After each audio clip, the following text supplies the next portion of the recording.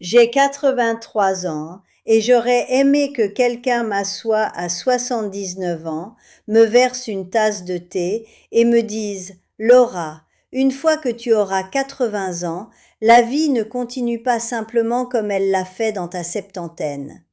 Parce que je suis entrée dans mes 80 ans comme si j'entrais dans mes 75 ans. Mêmes habitudes, mêmes attentes, même fierté, même déni. Et puis 80 ans sont arrivés et 5 choses se sont produites, que je le veuille ou non. Je ne parle pas de catastrophes médicales rares. Je ne parle pas d'un diagnostic qui n'arrive qu'à quelques personnes malchanceuses.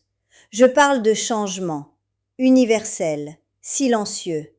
Le genre qui vous surprend et puis soudain vous êtes debout dans votre cuisine à vous demander quand les règles ont changé. Certains de ces changements m'ont fait peur.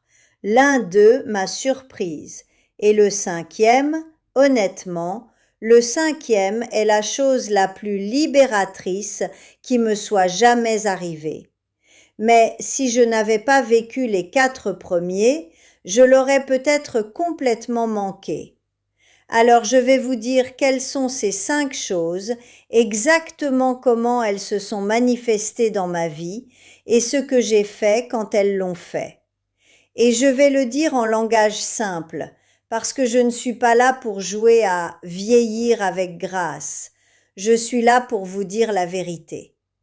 La première chose qui s'est produite après 80 ans, c'est que mon énergie et mon sommeil ont changé d'horaire sans me demander la permission. Et écoutez, je ne parle pas d'être un peu fatigué. Je veux dire que tout mon corps a commencé à fonctionner sur un nouveau rythme. J'avais l'habitude de pouvoir rester debout jusqu'à 11 heures si je le voulais. J'avais l'habitude d'avoir un second souffle après le dîner. Après 80 ans, ce second souffle a déménagé.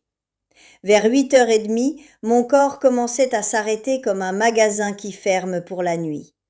Mes yeux me brûlaient. Ma tête devenait lourde. Et si je luttais contre ça, je le payais le lendemain. Puis je me réveillais tôt, 5h30, parfois 5h, complètement réveillée, comme si mon corps disait « Bon, on est debout, allons-y ». Au début, j'ai lutté contre ça. Je me sentais vieille, je me sentais embarrassée. Je me disais « 80 ans, c'est trop jeune pour être au lit à 9h ». Ce qui est une phrase ridicule quand je la dis à voix haute maintenant, mais c'est ce que fait la fierté. Elle vous fait argumenter avec la réalité. Et ce que je ne comprenais pas à l'époque, c'est que ce n'était pas mon corps qui se cassait, c'était mon corps qui se réorganisait. Mon énergie était à son maximum le matin maintenant. Si je voulais faire quelque chose qui demandait de la concentration, de la paperasse, des coups de téléphone, tout ce qui nécessitait mon cerveau, je devais le faire avant midi. Vers 2h, je plongeais si brusquement qu'on aurait dit que quelqu'un baissait un variateur à l'intérieur de moi. Alors j'ai arrêté de lutter. J'ai réorganisé ma journée. Je fais les choses importantes tôt. Je marche tôt. Je paie les factures tôt. Je planifie les repas tôt. Et à 2h de l'après-midi, je m'assieds pendant 20 minutes. Pas une sieste dramatique, pas me mettre au lit comme si j'étais malade, juste un repos. Je ferme les yeux dans mon fauteuil près de la fenêtre et je laisse mon corps se réinitialiser. Ce petit changement m'a redonné mes journées. La deuxième chose qui s'est produite après 80 ans, c'est que mon monde social a changé de forme, que je le veuille ou non. Une partie était de la perte. Ça ne sert à rien de prétendre le contraire. Des amis ont déménagé plus près de leurs enfants. Des amis sont tombés malades. Des amis sont morts. Et puis, il y a eu les pertes plus silencieuses, les amitiés qui ne se sont pas brisées, elles se sont juste estompées. Les gens dans la soixantaine bougeaient encore à un rythme différent, voulaient des choses différentes, parlaient de projets qui supposaient une sorte d'endurance que je n'avais pas toujours. Et je l'ai senti. J'ai senti les invitations ralentir, j'ai senti le téléphone sonner moins. Je me suis sentie devenir trop de problèmes, sans que personne ne prononce jamais ces mots. J'ai appris plus tard que certains de mes amis n'appelaient pas parce qu'ils ne voulaient pas me déranger. Et n'est-ce pas quelque chose? À 80 ans, vous pouvez devenir une personne que les gens ont peur de déranger, ce qui est une façon très polie de vous laisser seul. Mais voici ce qui m'a le plus surprise. Les relations que j'ai gardées ne sont pas restées les mêmes. Elles sont devenues plus profondes, moins nombreuses, mais plus honnêtes.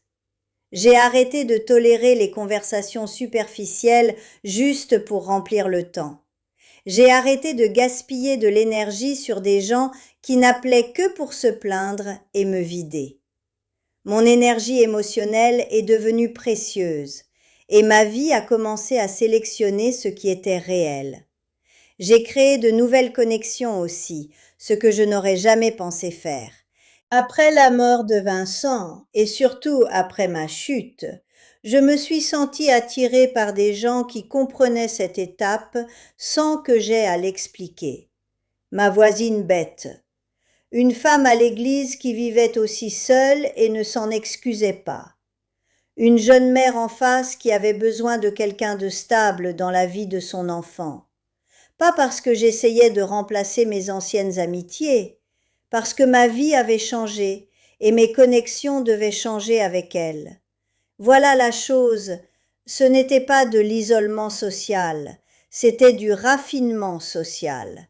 Ça ressemblait à une amélioration. Mais ça n'a ressemblé à ça qu'une fois que j'ai arrêté d'appeler chaque perte une tragédie. La troisième chose qui s'est produite après 80 ans, c'est que ma relation au temps a été bouleversée. J'ai besoin que vous compreniez quelque chose avant de continuer. Je ne veux pas dire que j'ai commencé à compter mes jours comme une personne effrayée. Je veux dire que le temps a commencé à sembler précieux d'une manière qu'il n'avait jamais eue quand je pensais en avoir beaucoup. Dans la cinquantaine et la soixantaine, j'ai passé tellement de temps à faire ce qui était attendu, ce qui était poli, ce qui mettait les autres à l'aise, ce qui préservait la paix. J'allais à des événements que je n'appréciais pas. J'organisais des dîners pour lesquels je n'avais pas l'énergie. Je gardais des obligations vivantes bien après qu'elles aient cessé d'être significatives. Après 80 ans, quelque chose en moi s'est réveillé brusquement. J'ai commencé à dire non, calmement, sans discours, sans me justifier. J'ai dit non au travail épuisant de comité. J'ai dit non aux longs après-midi avec des gens qui voulaient seulement quelqu'un qui écoute et ne voulaient jamais écouter en retour. J'ai dit non à tu devrais et ce serait bien si et on compte sur toi. Et oui, certaines personnes n'ont pas aimé ça. Mais je n'avais plus l'énergie d'être appréciée au détriment de moi-même. J'avais l'énergie d'être vraie. Et ce changement de temps, a rendu ma vie plus intentionnelle qu'elle ne l'avait été depuis des décennies. J'ai arrêté de remplir le temps. J'ai commencé à l'utiliser. La quatrième chose qui s'est produite après 80 ans, c'est que ma mémoire a changé. Et pas de la manière simple avec laquelle les gens aiment vous faire peur. Oui, j'oublie des noms parfois. Je marche dans une pièce et j'oublie pourquoi j'y suis venue. Je perds mes lunettes de lecture et puis je les trouve sur ma tête. Cette partie est réelle. Mais je ne le savais pas à l'époque, le cerveau ne décline pas simplement, il se réorganise. Ma mémoire à court terme est devenue moins fiable. Mais ma mémoire à long terme est devenue vive, et mon jugement, ma capacité à voir les schémas, à sentir les absurdités, à reconnaître les problèmes avant qu'ils n'arrivent complètement, s'est aiguisé. Je peux regarder une situation maintenant et savoir ce que c'est en quelques minutes. Je peux entendre quelqu'un parler et dire s'il est honnête. Je peux sentir quand mes enfants essaient de me diriger vers quelque chose pour mon propre bien, qui est en fait pour leur tranquillité d'esprit. Après ma chute, 11 heures sur le sol de la salle de bain, mes enfants ont essayé 5 fois, de 5 manières différentes, de me mettre quelque part où je ne voulais pas aller. Meadowbrook était le compromis qu'il pensait me prouver que je ne pouvais pas faire ça seule. 30 jours. Je me souviens être assise dans cet établissement, entendant les roues des chariots dans le couloir, sentant de la nourriture que je n'avais pas choisie, et réalisant quelque chose qui semblait brutal. Mon corps m'avait limitée, mais la vraie menace pour mon indépendance n'était pas mon corps, c'était d'être sous-estimé, c'était d'être géré. Alors j'ai commencé à externaliser ce en quoi je ne pouvais pas faire confiance sur le moment. Des listes, des notes, des calendriers, un carnet près du téléphone. J'ai libéré mon cerveau des petits détails pour pouvoir l'utiliser pour ce qu'il fait mieux maintenant, la sagesse, le discernement, la stratégie.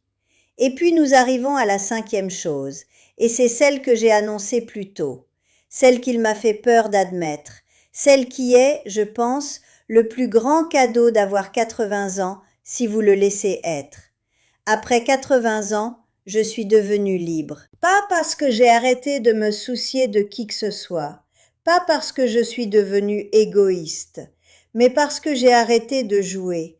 J'ai arrêté de prétendre que j'étais satisfaite des miettes. J'ai arrêté de prétendre que j'appréciais des choses que je n'appréciais pas. J'ai arrêté de cacher mes opinions pour garder tout le monde à l'aise. J'ai arrêté de m'excuser de prendre de la place dans ma propre vie. J'ai recommencé à m'habiller comme j'aimais. J'ai commencé à mettre mon fauteuil près de la fenêtre parce que cette lumière est meilleure et je me fiche de savoir à qui était cette place avant. J'ai commencé à construire mes journées autour de ce qui me donne la paix, pas de ce qui me fait paraître bien aux yeux des autres. Et oui, certains de mes enfants ont eu du mal avec cette version de moi, parce qu'ils étaient habitués à une mère qui donnait trop, une mère qui s'expliquait, une mère qu'on pouvait pousser, culpabiliser, gérer. Quand je suis devenue solide, quand je suis devenue directe, ça les a forcés à s'ajuster. Et écoutez, je ne dis pas que chaque jour est facile. Il y a des nuits où la maison est si silencieuse qu'on dirait que les murs écoutent. Il y a des matins où ma hanche me fait clairement comprendre que nous bougerons lentement. Il y a des moments où Vincent me manque si cruellement que je dois m'asseoir. Mais celle que j'étais quand j'essayais d'être tout pour tout le monde ne me manque pas. Et j'ai besoin que vous m'entendiez. Avoir 80 ans ne vous rend pas plus petite. Ça fait tomber les parties inutiles, si vous le laissez faire. Après être rentrée de Meadowbrook, après avoir dû reconstruire ma vie dans cette maison avec ma dignité encore meurtrie, j'ai commencé à écrire des choses, juste pour moi. Petites règles, petits rituels, quoi faire quand la peur monte, quoi dire quand quelqu'un me parle comme si j'étais un problème, comment rester indépendante sans devenir imprudente. Je ne cherchais pas à faire un livre, j'essayais juste de survivre avec mon amour-propre intact. Claire a trouvé ses notes plus tard et a dit « Mamie, ce n'est pas juste pour toi ».